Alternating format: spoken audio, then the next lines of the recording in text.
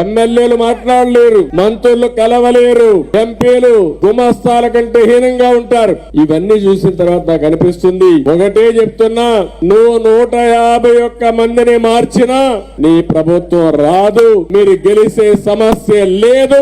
ప్రజలు ఎప్పుడో నిర్ణయించుకున్నారు. దానికి కారణం నేను ఒకే ఒక విషయం మిమ్మల్ని కోరుతున్నా, ఈ ఎన్నిక నేను ముఖ్యమంత్రి కావడానికి కాదు, లేకపోతే తెలుగుదేశం జనసేన పార్టీలు గెలవడానికి కాదు. ఈ రాష్ట్ర భవిష్యత్తును కాపాడడానికి జరిగే ఎన్నికలు, మన భవిష్యత్తు, మన పిల్లల భవిష్యత్తుని కాపాడుకునే ఎన్నికలువి. ఆ సందర్భంగా ప్రతి ఒక్క వ్యక్తి ఆలోచించాలి, విద్యతో ఆలోచించాలి. నేను ఈ విషయం కూడా చెప్తున్నాను, నాకేం ముఖ్యమంత్రి పదవి కొత్త కాదు. 14 సంవత్సరాలుగా ముఖ్యమంత్రిగా పనిచేసిన సమైక్య ఆంధ్రప్రదేశ్ లో కూడా, లేకుంటే తెలుగుదేశం పార్టీకి మంత్రి పదవులు కూడా కొత్త కాదు. కానీ సమస్య అంతా మీరు గుర్తుపెట్టుకోవాల్సింది, ఈ రోజు తెలుగుదేశం పార్టీ జనసేన కూడా కలిసి మీ ముందుకు వస్తున్నామంటే ఈ రాష్ట్రాన్ని కాపాడాలని. ఈ రాష్ట్రాన్ని కాపాడుకోవడంలో అందరి బాధ్యత ఉంది.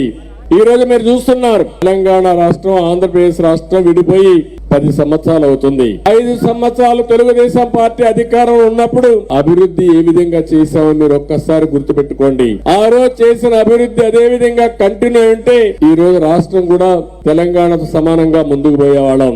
కానీ ఈ రోజు ఇతను వచ్చిన తర్వాత చేసిన పనులన్నీ ఒక్కసారి గుర్తుపెట్టుకుంటే ఒక్క విషయం మీరు గుర్తుపెట్టుకోవాలి, 5 సంవత్సరాల కంటే ముందు మీ జీవన పరిస్థితులేంటి, 5 సంవత్సరాల వైఎస్ఆర్ కాంగ్రెస్ పార్టీ పాలనలో మీ జీవన ప్రమాణాలు పెరిగాయా తగ్గాయా అనే విషయం ప్రతి ఒక్కరూ ఆలోచించుకోవాల్సిన అవసరం ఉంది.